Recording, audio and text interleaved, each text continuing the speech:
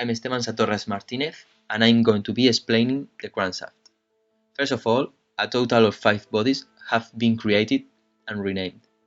Using the option Only Current Body, each one of them has been drawn separately. Once all these parts have been finished, they have been reorganized in another body called crankshaft constraints.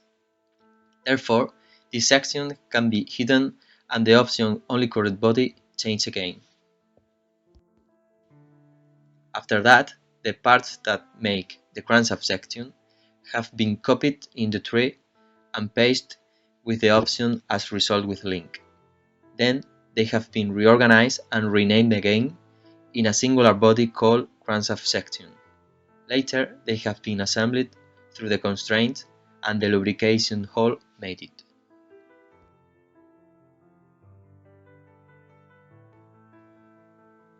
Now the crankshaft section has been copied in the tree 6 times together with the main shaft and the flywheel connection, and connected all of them together through the constraints. Once this has been carried out, the material, what is steel, could be applied. Furthermore, some parameters have been parameterized and linked to a table in Excel, where the values can be changed. Thus, if the file is saved after the modification made and the crankshaft is updated, a window will appear notifying us that the part will change. As can be seen, the size of the crankshaft has changed. This part is connected to the engine block, which will be explained by my colleague Jose Sastre. Hello, my name is Jose Sastre and I'm going to be explaining the steps followed to model the engine block for a 4.0 liter boxer engine. No drawings or blueprints were used as a reference, only by looking at pictures and design intent. As a first approach, a block of aluminium has been taken as a starting point. From there we will shape our model by mostly removing material. The cylinder holes and the block deck have been modeled using pocket and multi-pocket tools. The depth of the cylinders has been calculated, matching our engine displacement.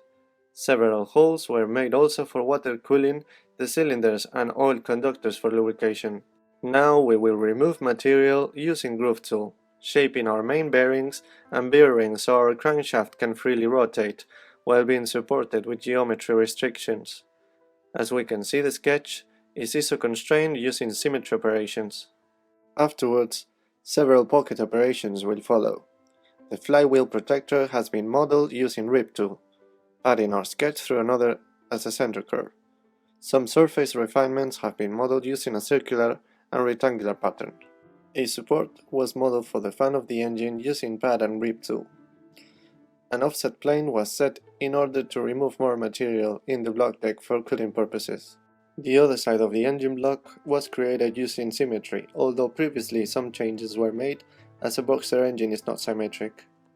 As a final point, some measures were parameterized, such as the cylinder diameters. This can be exported to an Excel file which allows you to create different configurations. Now my colleague Carlos will explain how the engine head has been modeled. I am Carlos Rayo and I'm going to be explaining the engine head. The design strategy followed has consisted of modeling the part symmetrically in each cylinder so that the procedure will be optimized as much as possible, without sacrificing details and realism. The duct is the first step to be added. The multi-section solid and the removed multi-section solid tools have been used to create a smart geometry, allowing the intake and exhaust ducts to be merged smoothly into a bigger section pipe going out from the engine head. The cylinder head has been grooved from the bottom and created the spark plug container. Other details such as the coolant paths, camshaft bearing support, and lubricating oil lines are the final steps before applying the mirroring tooling to the two symmetrical axes, and applying a rectangular pattern with 3 instances separated 120 mm. The sealing bearing supports and the oil recirculation ducts are posteriorly created in both phases by using mirroring again. And the heated coolant manifold is modeled in one of the end phases by using the rip and slot tools. By using the dynamic sectioning tool, it can be seen all the internal intake and exhaust ducts as well as the coolant paths around the combustion chamber. All the sketches are fully constrained. For instance, the one shown on screen is extruded in order to be the connection between the engine head and the manifolds.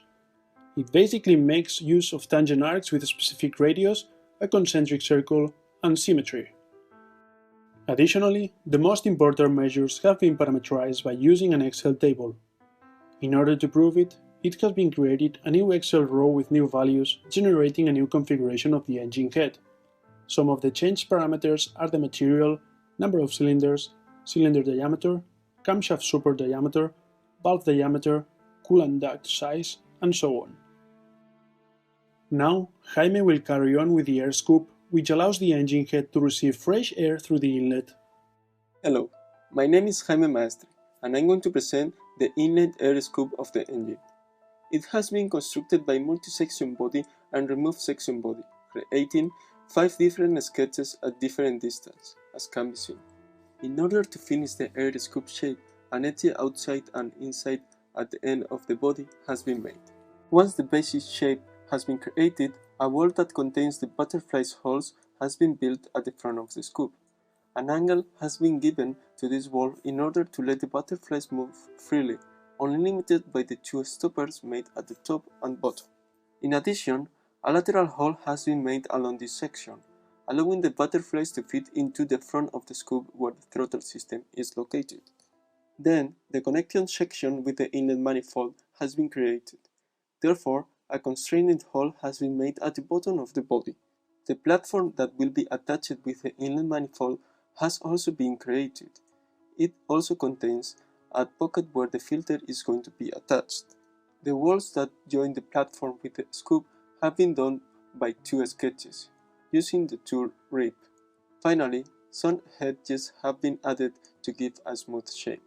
It is important to note that all the sketches are fully constrained, and that all the measures are parameterized. An Excel table has been created through CATIA with 3 different configurations, where it's visible to see changes being made on the dimensions when raw data is adjusted. The air inlet also consists of 3 more parts. The first is the butterflies with the throttle system. The second is the filter platform, and finally the filter.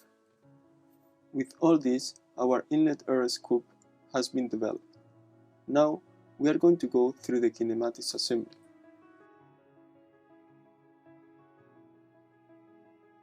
The presented engine is a completely self-designed engine which all started from measuring a can of Coke as a reference for the dimension of the cylinders.